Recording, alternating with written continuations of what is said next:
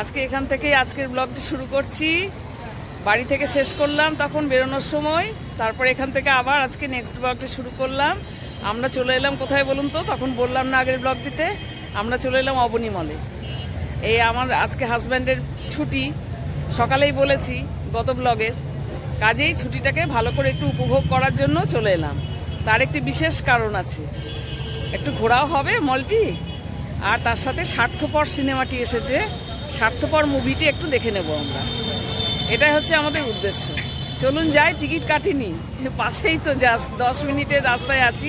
বললো মিস্টার, বললো গিয়ে গিয়ে তারপরে টিকিটটা কেটে নেব। হ্যাঁ যাই তাহলে, এবার ঢুকি ভেতরে, আপনারাও চলুন আমাদের সঙ্গে। ঠিক আছে বন্ধুরা, চলুন।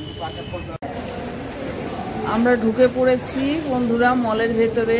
হ্যাঁ, যথারীতি বিভিন্ন ব্র্যান্ডেড কোম্পানির সব জিনিসগুলো, সবগুলো দোকানগুলো, সব জিনিসপত্র, পোশাক আশাক সব দেখতে দেখতে চলেছি। আর মলের ভেতরে ঢুকলেই তো আপনারা সবাই জানেন, অবনী মলের ভেতরে ঢুকলে বা যে কোনো ভালো মলের ভেতরে ঢুকলে মনটি ভীষণ ভালো হয়ে যায়।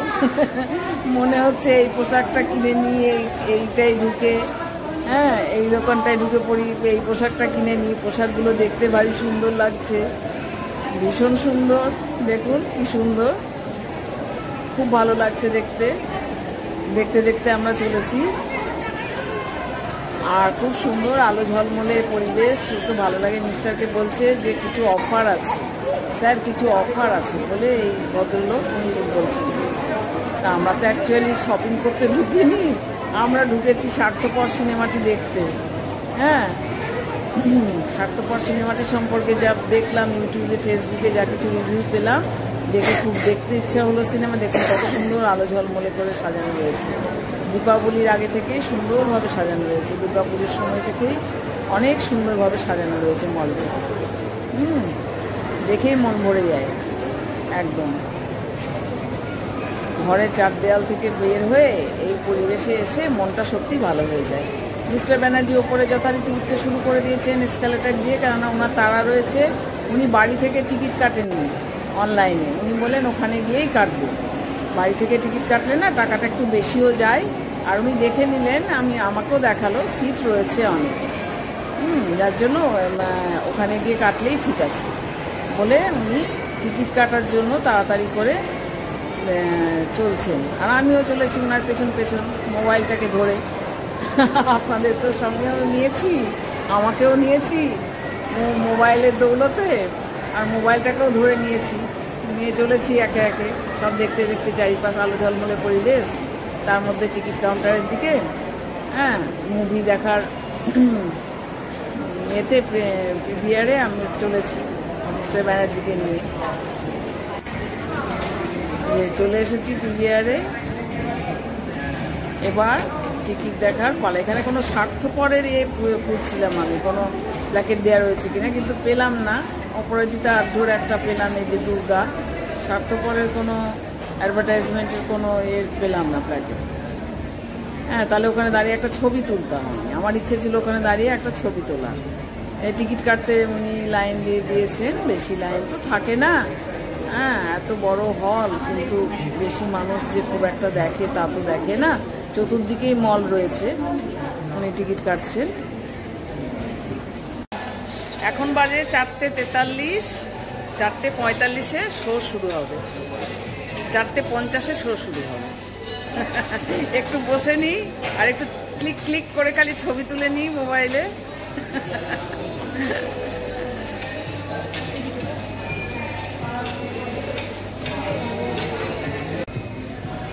ভেতরের পরিবেশ, আমরা বসে আছি দুটিতে, আর সবাই যারা যারা দেখবে, তো বেশিরভাগই স্বার্থপর সিনেমাই দেখবে মুভিটা, এছাড়াও আরও অন্যান্যরা আরও অন্য কিছু মুভিও দেখবে।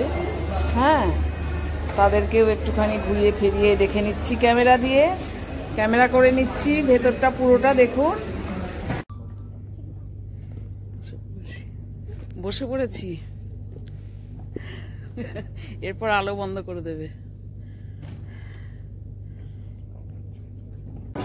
সিনেমা শেষ হলো, মুভিটি, সবাই বেরোচ্ছি আমরা, সবাই কিন্তু চুপচাপ, অনেক ব্যাটা ছেলেরাও কিন্তু চোখ মুছছে, এত ইমোশনাল, এত টাচ সিনেমাটা, সবাই চুপচাপ।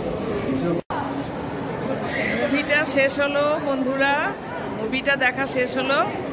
এবার কেমন দেখলাম সেটা বাড়ি গিয়ে বলবো। এখানে অনেক আওয়াজ, অনেক সাউন্ড, ঠিক আছে? এখানে বলছি না, এই যে মিস্টার ব্যানার্জি আছে, বাড়ি গিয়ে বলবো। খুব টাচেবল, টাচ করা সিনেমা, ভালো সিনেমা ভীষণ। রাতে ডিনারটা সেরেই যাব, তাই এখানে চলে এলাম, এখানকার রেস্টুরেন্টে চলে এলাম। একটা যথারীতি যেটা আমার মইতো, একটা মইতো নিয়ে নিয়েছি, মিস্টার ব্যানার্জি একটা মইতো নিয়ে নিয়েছে, তারপর আরও অর্ডার করেছি। দেখা যাক, ডিনারটা এখানে সেরেই যাব আমরা, আপনাদের সাথে শেয়ারও করব ডিনারটা। আমাদের স্টার্টার চলে এসেছে, দেখুন, ফিশ ফিঙ্গার, আর এসেছে এটা কি চিকেন, বাটার গার্লিক চিকেন। এই দুটোই আপাতত এসেছে, এই দুটো আমরা এনজয় করি। তারপর আবার দেখা যাক কি কন্ডিশন হয়, পারবো কি পারবো না, তারপর আবার অর্ডার করার ব্যাপার। আগে এটা শেষ করি, আর চিকেন বাটার গার্লিক।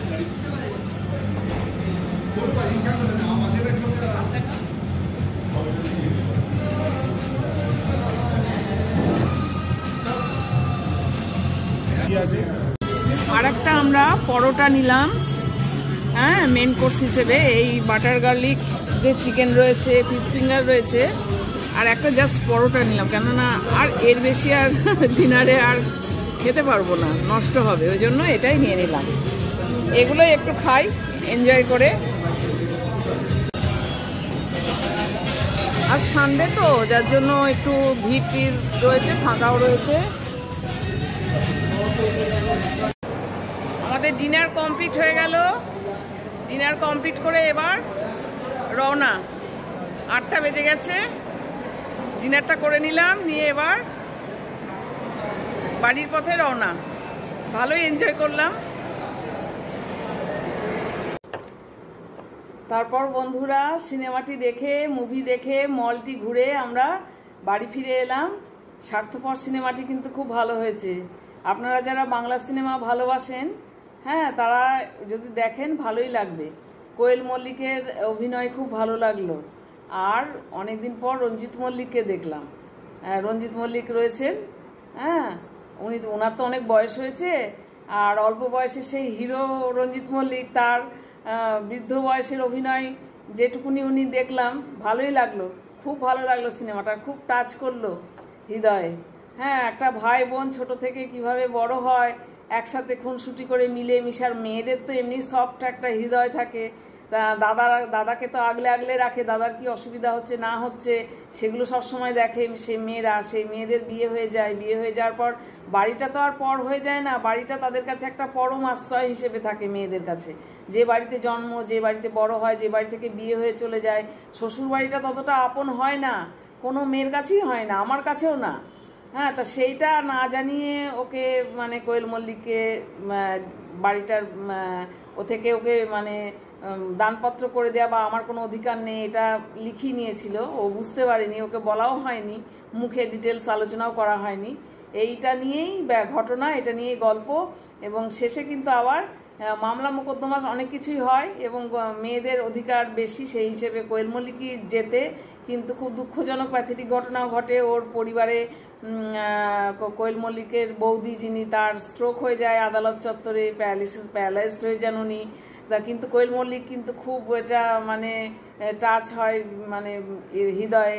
সে কিন্তু যথারীতি, ওরা যতই না চাক তবুও যায়, ওর ডিউটি করে, কর্তব্য করে, বৌদির পাশে থাকে সব সময়, দেখাশোনা করে তারা। তার স্বামীটিও খুব ভালো, কোয়েল মল্লিকের হাজব্যান্ড যিনি রোল করেছেন, তিনি খুব ভালো রোল করেছেন। হ্যাঁ, শেষে কিন্তু মিল দেখিয়ে দেয়।